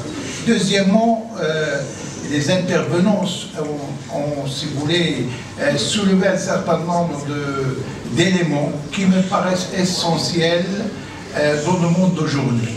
On vous a dit qu'il faut apprendre les langues. Ça, c'est quelque chose de fondamental. L'anglais, le français, l'arabe, j'ajouterai l'espagnol. Parce que demain, on ne sait pas de quoi sera fait, si vous voulez, le monde de demain, et puis l'informatique. Ça, ce sont, si vous voulez, des outils dont vous devez disposer, premièrement. Deuxièmement, dans le domaine de l'enseignement supérieur, il y a maintenant une tendance au niveau mondial à, si vous voulez, l'uniformisation de l'organisation de l'enseignement supérieur et de la recherche. Je voudrais pour preuve ce qui se passe en Europe.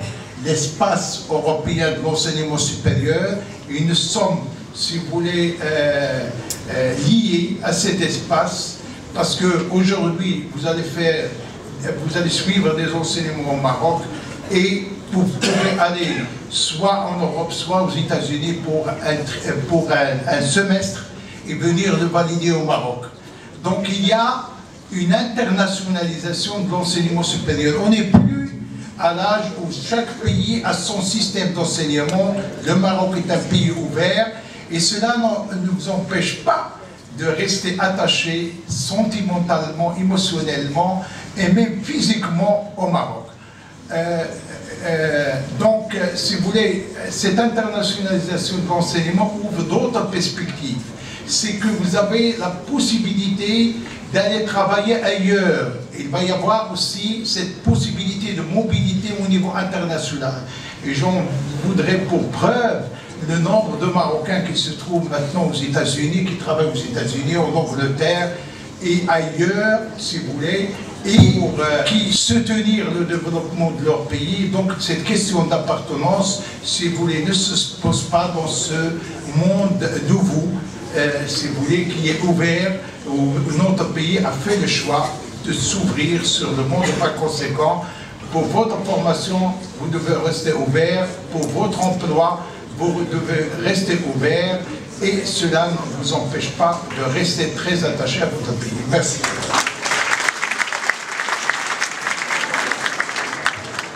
Merci à vous, Monsieur le Directeur. Nous allons prendre encore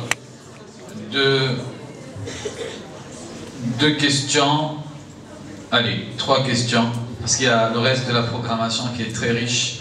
On va en prendre 3 questions pour que nous puissions effectivement cheminer, comme disait Monsieur Assalaf, sur la voie de votre propre orientation. Allez-y, monsieur. Donc bonjour à tout le monde. En tant que lycéen du groupe international d'El Bilia, je tiens à remercier tous les intervenants ici présents aujourd'hui. Merci encore. Et mon intervention concernera le changement radical. Tout d'abord, je la dirige vers M. Koublani Bachir. Et elle concernera le changement radical de la langue dans l'enseignement marocain. Donc, ce qui m'interpelle, c'est le changement radical qu'on rencontre dans notre parcours scolaire. Et ce qu'on étudie tout le parcours, le cycle, que ce soit le cycle primaire, secondaire, en arabe. Et après, quand on va à l'université, peut-être qu'on le trouve assez facile pour nous, parce qu'on a un privilège d'étudier dans le groupe El Bilia et qu'on assiste à multiples cours de français et qu'on a un bon niveau. Mais quand on va à l'université, la majorité des étudiants marocains ils rencontrent de majeures difficultés pour s'adapter. Donc, est-ce que la raison pour garder cette phase de transition entre l'enseignement en arabe et l'enseignement français, est-ce que c'est pour la cause d'instaurer le patrimoine culturel dans la langue arabe, ou bien que c'est pour une autre cause que j'ignore en tout cas? Donc merci.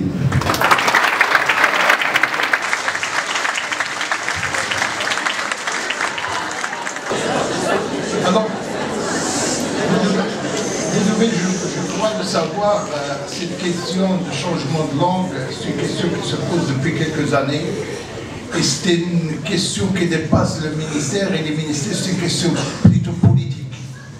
Donc, il s'est posé après l'indépendance, et puis, il y a eu à un moment donné une orientation vers le renforcement de la langue arabe à partir du primaire et puis par la suite au niveau du secondaire. Et si vous voulez, l'arabe, il a été maîtrisé, puis on a essayé aussi si vous voulez, de renforcer aussi l'enseignement des langues d'ouverture. Donc l'arabe est resté une langue fondamentale, mais à côté il y a les langues d'ouverture, le français en premier, l'anglais et l'espagnol. Alors, les enseignements dans le supérieur ne comportent pas que des enseignements en langue française. Il y a des enseignements en langue arabe. Par conséquent, les étudiants qui font le choix de certaines spécialités qui sont dispensées en langue française, ils reçoivent, si vous voulez, au niveau de la première année, un enseignement pour renforcer un peu la langue, en attendant que cette question politique soit tranchée par des institutions au niveau national, parmi lesquelles il y a le Conseil supérieur de l'enseignement. Je crois qu'elle a été discutée plusieurs fois, et il y a si vous voulez, maintenant il y a une prédisposition à ce que cette question soit, je dirais, trouvera une issue. Mais en attendant, c'est pas l'année prochaine que ce problème, si vous voulez, sera tranché, mais en attendant, je crois que, comme je l'ai dit tout à l'heure, comme ça a été dit par les intervenants, il faut s'adapter à cette situation, prendre, si vous voulez, cette question linguistique en charge par vous-même, qui est de, comme ça a été dit, donc maîtriser un peu ces langues d'enseignement, et puis pour pouvoir réussir dans, si vous voulez, votre parcours universitaire. Donc, vous avez, si vous voulez, la responsabilité de continuer à renforcer, si vous voulez, la maîtrise linguistique pour pouvoir réussir donc votre itinéraire universitaire. Je veux juste ajouter quelque chose, une seconde, s'il vous plaît. Ah, pardon, excusez-moi. Juste ajouter quelque chose. La technologie est en anglais. Si aujourd'hui on est un peu dépassé au Maroc par des pays arabes qui ont comme deuxième langue l'anglais, c'est à cause du fait qu'aujourd'hui notre deuxième langue n'est pas l'anglais. Donc, s'il vous plaît, si vous voulez être au top de la technologie, il faut bien apprendre l'anglais, bien connaître et l'utiliser. Parce qu'on ne peut pas programmer ni en arabe, ni en français, ni en chinois. On doit programmer en anglais. Et tous les sites, d'ailleurs, en termes de connaissances, dans le monde, tout le savoir-faire qui existe sur l'Internet, à 90% est écrit en anglais. Donc, il faut absolument maîtriser cette langue. Et je suis pour un changement beaucoup plus rapide et beaucoup plus radical. Merci. Je n'allais pas intervenir, mais comme la question a été aussi abordée par Céline Marlouf et par mon collègue, je crois que je me dois aussi d'apporter un éclairage, étant moi-même linguiste de formation. D'abord, sachez tout de même qu'il n'y a aucune contradiction entre l'excellence et cette appartenance dont parlait mademoiselle à la nation. Sachez aussi que vous servirez mieux votre nation en étant excellent. Et en deuxième lieu, je dirais aussi que ce qui a été dit ne doit pas minimiser dans vos esprits l'importance de maîtriser aussi bien l'arabe que les autres langues. C'est très important. Parce que dans toutes les théories linguistiques, si on n'a pas une bonne maîtrise d'abord de son code linguistique, on a très peu de chances de maîtriser les autres codes linguistiques. D'abord, on maîtrise l'arabe, ensuite on s'ouvre sur les autres langues. Ça dépend, parce que je ne vous apprendrai rien si je vous dis que pour les mathématiques, la physique, etc., ils ont inventé un langage formel qui peut être maîtrisé aussi bien et peut être aussi compris et intelligible aussi bien par le chinois, par le japonais, le coréen, le marocain que le français ou l'anglais. Et donc, cette question ne doit pas pour le moment vous préoccuper plus outre mesure. Penchez-vous plus sur la maîtrise des sciences, la technologie, l'ouverture sur les autres langues, y compris l'espagnol qui est la langue de nos voisins, le français, l'anglais, et maintenant, j'apprends aussi que beaucoup de jeunes apprennent le chinois parce que, comme vous l'avez dit, et comme Céline Marlouf l'a dit, le top 10 demain des métiers, etc., peut-être il serait en partie asiatique, pourquoi pas s'ouvrir sur le chinois ou le japonais, etc. Donc il faut situer cette question dans un contexte bien précis qui est le nôtre, à savoir la maîtrise de l'arabe, de la mazir, des langues d'ouverture, et pas en termes de ceci plus important que cela. Merci. Merci à vous. Monsieur Zeyd, je vais quand même pouvoir intervenir juste pour apporter une indication supplémentaire parce que c'est une question importante, mais je voudrais juste donner un contre-exemple qui est très important. La problématique n'est pas dans la langue enseignée, mais beaucoup plus dans l'enseignement des langues. C'est ça c'est quelque chose de très important. Deuxièmement, moi je connais aujourd'hui des médecins qui exercent au Maroc, qui n'ont jamais fait ni le polonais, ni le roumain. Ils ont eu leur bac en Maroc, ils sont en Ukraine, en Russie, en Roumanie, partout. Et ils ont appris la langue 6 mois plus tard. Et ils sont devenus aujourd'hui médecins, chirurgiens, pharmaciens. Donc finalement, le problème de l'arabe, je ne pense pas que ça poserait quelque part une difficulté, même pour les élèves, comme a dit notre futur bachelier, ceux des établissements publics. Ils arrivent à s'en sortir, ce n'est pas un problème, mais beaucoup plus la problématique d'apprendre des langues, ça va vous servir plus tard. Merci.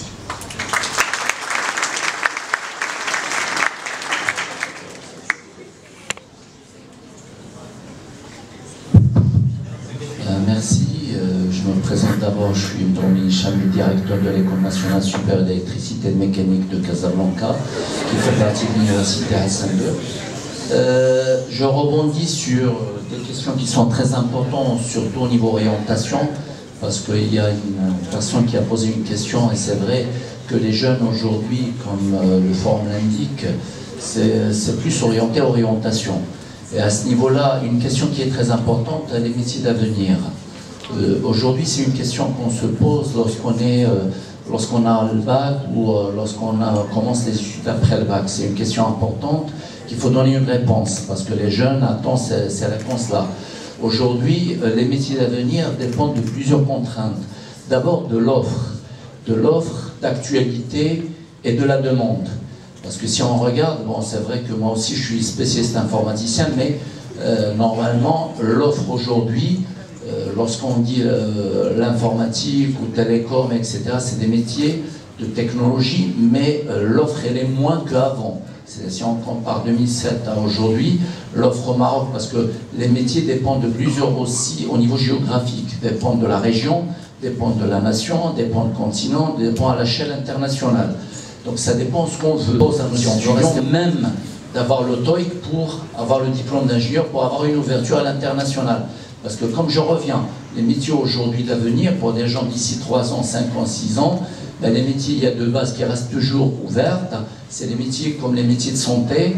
Il y a les métiers au niveau, bien sûr, de base, comme les métiers génie civil, génie électrique, génie mécanique. C'est vrai, à un certain moment, les années 2007, 2008, 2009, les métiers télécom, informatique ont connu énormément d'opportunités, mais il y a une stagnation. C'est pas parce que la technologie n'évolue pas, parce qu'il y a trop de demandes dans ces métiers. Lorsqu'on voit le panoplie avec une autre casquette que j'ai, l'expertise à l'échelle nationale au niveau accréditation, etc., je vois qu'aujourd'hui au Maroc, offre énormément d'ingénieurs et énormément de diplômés dans les métiers technologiques comme informatique et technologie. Donc, pour vous donner une idée rapide, hein, chaque année au Maroc, il y a plus de 2400 ingénieurs au niveau informatique et télécom dans le domaine public, dans les écoles d'ingénieurs publics.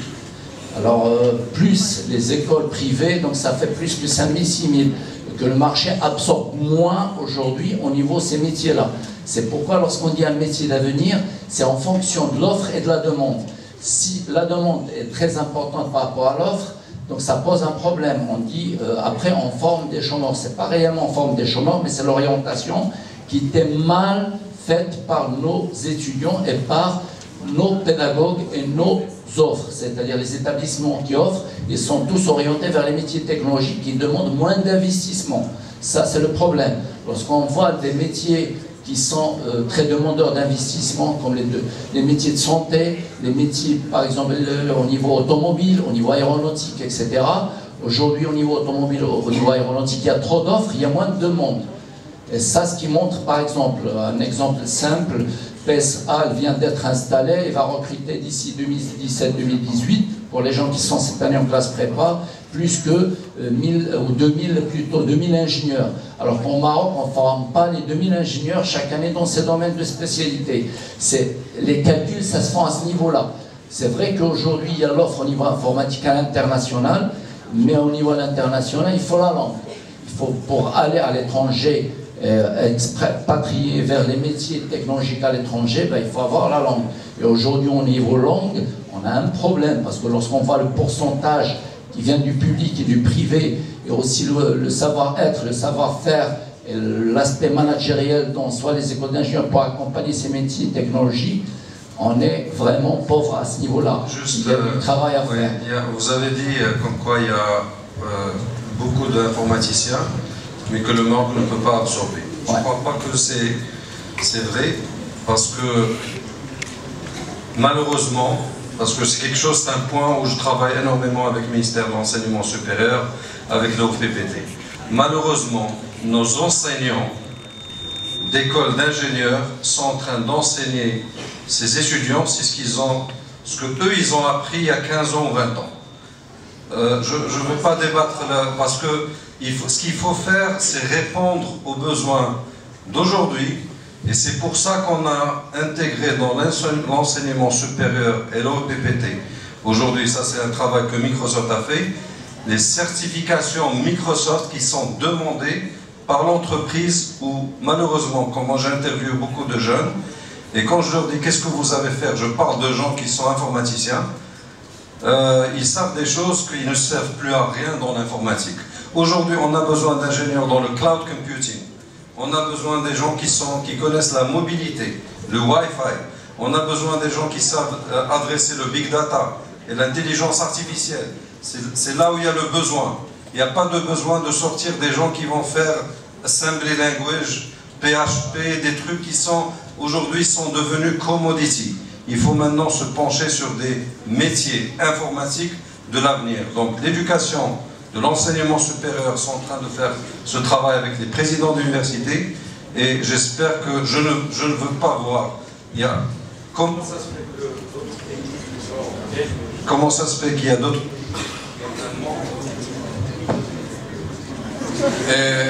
Excusez-moi, pardon.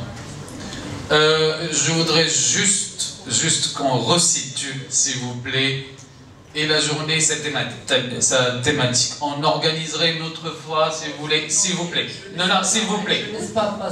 Non, vous n'allez pas. Non, c'est à moi de décider. Non, s'il vous plaît, on fera un autre débat. On vous invitera pour ça. Je vous remercie infiniment. S'il vous plaît, s'il vous plaît. Je voudrais que l'on s'occupe de ceux pour lesquels nous avons créé ces journées, les futurs bacheliers. Nous allons prendre une dernière question pour que nous puissions leur proposer effectivement de tirer profit des stands, des conférences, etc. Allez-y, monsieur. Merci beaucoup.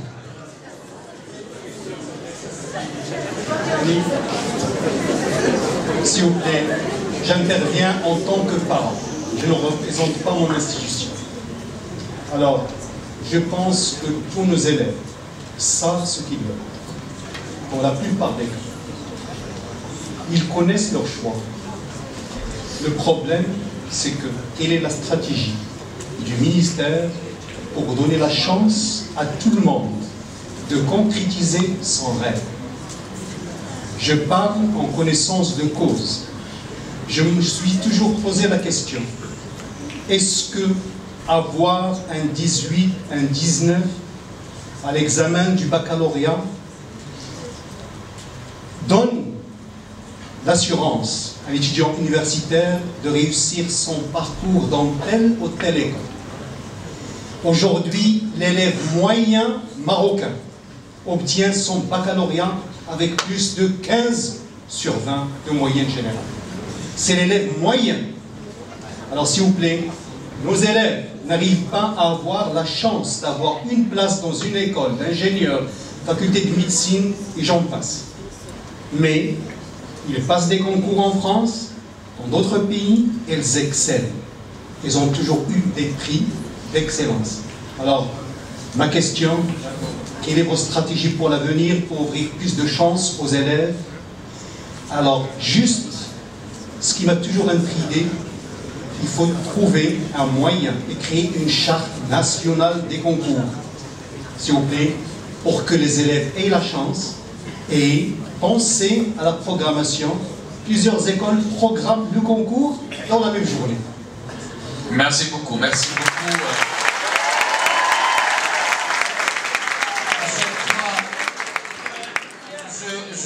Je crois que ce sont des préoccupations très légitimes. Ce n'est pas aujourd'hui leur cadre. Je vous remercie infiniment de comprendre que c'est un débat qui peut être mené. S'il vous plaît, s'il vous plaît. C'est la réflexion sur la stratégie et ne fait pas partie de l'intitulé de ces 2 journées. Juste pour que nous puissions respecter notre contrat avec ces élèves, avec leurs parents que vous représentez, restant, s'il vous plaît, et dans la thématique et dans la problématique. Je vais, au nom des futurs bacheliers, remercier, et de leurs parents, remercier nos très chers invités. Vous avez remarqué que le débat, le partage, la réflexion ont été d'une très très grande qualité, que tout le monde a envie de prolonger cela, mais nous avons une programmation à respecter. Oui, monsieur. Je voudrais... Dernière question quand même aux élèves. Il y en a 2 ou 3, mais peut-être juste une seule. Pour rester dans la thématique de la journée, je vous remercie, M. Zeid. Et après, bien sûr, on profitera des stands et de journée. Merci.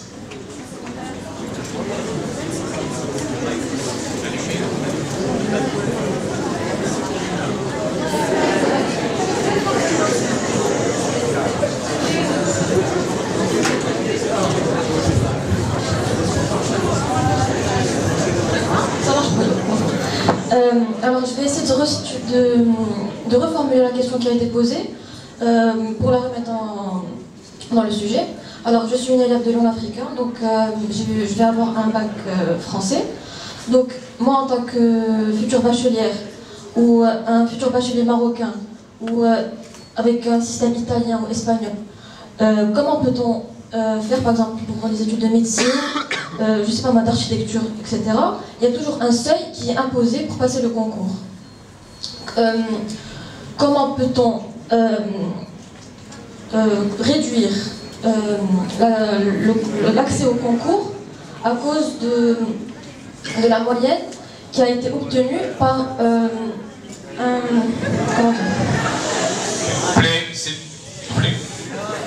Elle a été obtenue par les étudiants marocains qui ne sont pas évalués de la même façon que nous ou de la même façon que les étudiants qui ont suivi un cursus italien, espagnol ou américain encore.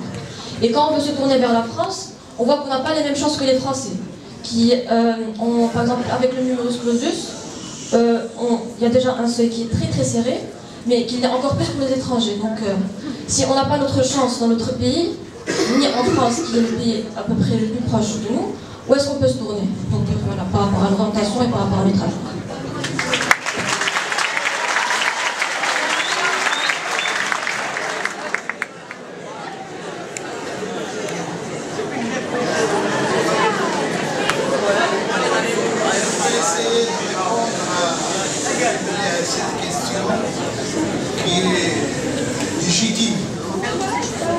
Je ne vais pas faire d'un devoir. Je dis, le ministère, si vous voulez, c'est un ministère qui est en train de mener une réforme, si vous voulez, orientée essentiellement sur l'autonomie des universités. Dans cette optique, c'est que les universités doivent elles-mêmes organiser le concours et la sélection des étudiants. Mais nous sommes dans une phase de transition où les universités se constituent, si vous voulez, une équipe pour organiser ensemble le concours. Alors, c'est pour cette raison-là que les concours ont les mêmes périodes. Ça, premier élément. Deuxièmement, le problème des notes, parce qu'il y a une inflation de notes, on le sent. C'est-à-dire il y a des notes, si vous voulez, qui, comme vous avez dit, qui sont assez élevées. Mais nous avons en face une offre de places pédagogiques qui est limitée. Par conséquent, il faut trouver un critère pour pouvoir, si vous voulez, départager les candidats pour les différentes spécialités. Ce critère qui est simple, mais qui n'est pas, si vous voulez, qui n'est pas absolu, qu'on ne peut pas critiquer, c'est le critère des notes. Parce que la note, ça donne une idée. Je dis, ça ne traduit pas peut-être les compétences de la personne, mais c'est le seul critère qu'on peut appliquer qui est simple et qui peut être accepté par tout le monde. Donc c'est pour cette raison-là qu'il y a, si vous voulez, ce choix qui se fait à partir des notes pour que les gens, par exemple pour la médecine, pour qu'ils puissent passer ce test que les facultés de médecine, si vous les multipliez par 6, le nombre de places disponibles pour pouvoir choisir les étudiants qui vont accéder à la faculté. Nous, de notre côté, nous essayons d'élargir cette offre de places pédagogiques pour les étudiants à travers la coopération. Nous avons beaucoup de, si vous voulez, de relations de coopération avec des pays. Nous envoyons des étudiants, par exemple, pour la médecine en Tunisie, au Sénégal, dans les anciens pays de l'Est. Donc là où il y a, si vous voulez, des possibilités, on demande en premier lieu ces spécialités qui sont très demandées, qui sont très prisées par nos étudiants. Deuxièmement, le ministère a créé dernièrement 2 universités, si vous voulez, sous forme de fondation, une à Rabat et une à Casablanca, parce qu'il y a eu depuis longtemps, si vous voulez, un retard dans la construction des établissements pour des raisons de budget, de l'État, etc. Donc, il y a des contraintes budgétaires parce que ce que nous vivons actuellement, si vous voulez, c'est dû au fait qu'on n'a pas investi depuis longtemps pour préparer si vous voulez, les places pédagogiques pour le nombre de bacheliers croissant qui va venir. Et c'est pour cette raison-là qu'on se trouve dans cette situation que nous gérons ensemble. Nous ne gérons pas de façon, je dirais, idéale, mais il faut trouver un moyen qui permet, si vous voulez, de départager les candidats en essayant d'offrir le maximum de places pédagogiques pour l'ensemble. Voilà, si vous voulez, la réponse. Merci beaucoup, M. Kahlani. Merci à tous nos chers invités. Nous déclarons officiellement ouverte la 4e édition des Journées des votes d'excellence 2015. Profitez de ces 2 journées comme il se doit. Merci beaucoup.